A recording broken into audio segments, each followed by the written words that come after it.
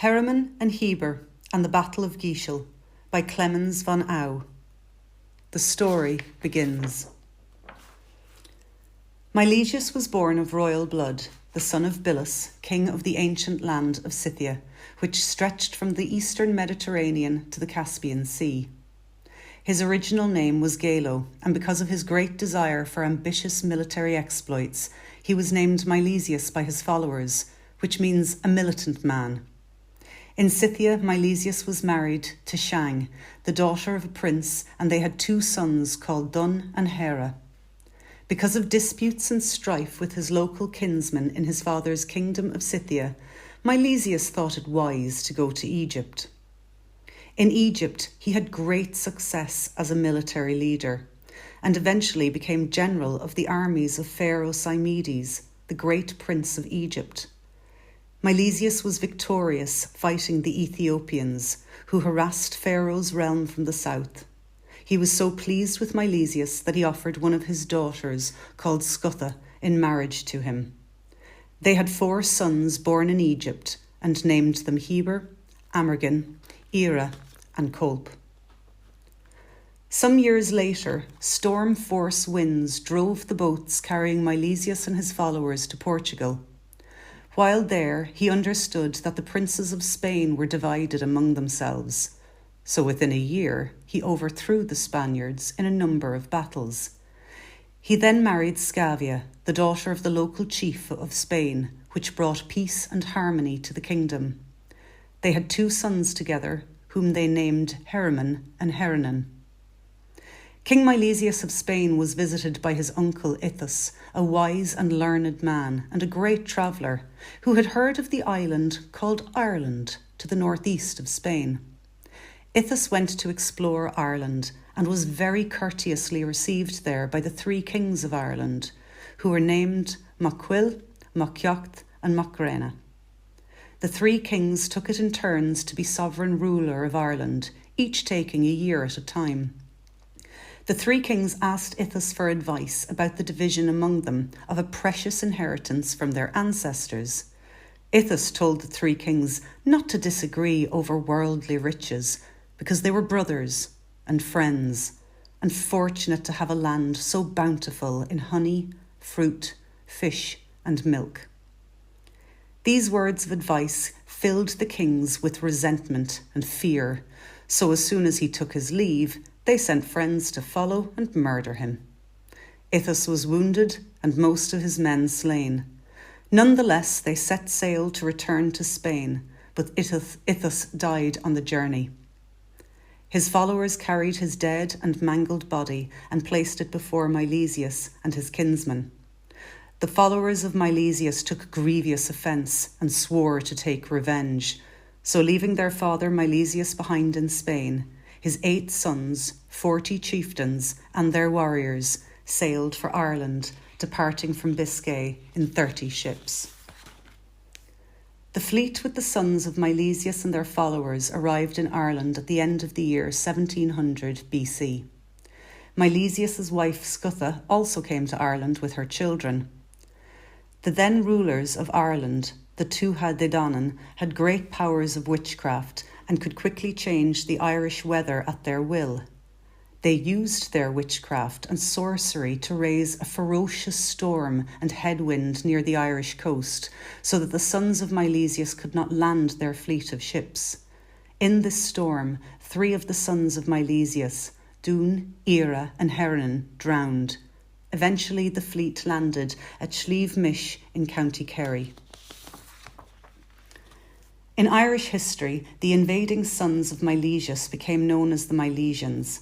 They came to take revenge on the Tuatha Dé Danann people who lived in Ireland at that time because they so treacherously murdered their much-loved uncle Ithas. 3 days after the arrival of the Milesians, they fought the Tuatha Dé Danann at the Battle of Slieve Mish. In this battle, several of the Milesian wives and warriors were slain. After this, the sons of Milesius went forward through Ireland and next fought the Battle of Tailteann against the 3 kings of the Tuatha Dé Danann called Macwyll, Maciocht and Macrena. Macrena. The 3 kings of the Tuatha Dé Danann called Macwyll, Maciocht and Macrena. Macrena. The 3 kings of the Tuatha Dé Danann called Macwyll, Maciocht and Macrena. Macrena. The 3 kings of the Tuatha Dé Danann called Macwyll, Maciocht and Macrena. This cruel and bloody battle lasted from morning until night. Eventually, Heber killed Macquill, Heremon killed Maciocht, and Amergin killed Macrena, and their 3 queens, Éra, Fola, and Banba, were also slain. They followed the Tuatha De Danann and slaughtered them as they fled, until they were overthrown and utterly destroyed. 2 famous chieftains of the Milesians were also killed while following up the route, called Fuad and Culinga. The following year, 1699 BC, Heremon and Heber ruled over Ireland, and they decided to divide Ireland between them. Together, they worked out a division of Ireland, measuring it with lengths of spear shafts. Heber, who was older, ruled over the southern half, and Heremon, who was younger, ruled over the northern half. Heremon and Heber, together with their chieftains and followers, built several important forts, causeways, and enclosures during that year, from which to rule over their territories. Towards the end of that year, a dispute arose between the brothers over who owned the 3 celebrated hills called Drumclassie, Drumbahi, and Drumfingan, located in the centre of Ireland. To them, these hills seemed like shining treasures. Seized with jealousy, Heber's wife said that she would not stay with Heber another night in Ireland unless she owned all 3 of the hills. Then Heber, who was the older brother, deemed it unjust that he only had 1 of the 3 celebrated hills, whereas his younger brother had 2. Stirred by hasty valour, the brothers were quick to take up their arms. Heremon said to his trusted companions that he was not inferior to his brother and that he would never yield to dividing his 2 celebrated hills. Heber said that he was neither a fool nor a coward, and if the 3 hills were not divided to his advantage, then a battle shall be waged. To this Heremon responded, "A battle you shall have within the next month, and you will pay with your blood if you venture further north than the Toher on the Esker Ridge between the 2 plains." Heber mobilised his men with the warriors from the fierce southern lands, from Auchlia to Loch Lane. Heremon was full of anger, mobilised his chieftains and followers from his northern territories, from Scrub-Bran to Brimult. The 2 kings assembled their armies in the centre of the land and fought. The great battle broke southwards because the northern force of Heremon was stronger. Heber was killed in the battle, as were 3 chieftains, Gishtan, Sethga, and Serga on the other side. Also Palip, the son of Heremon, was slain with a spear by Conmiel, the son of mighty Heber, as he was struggling from water to land.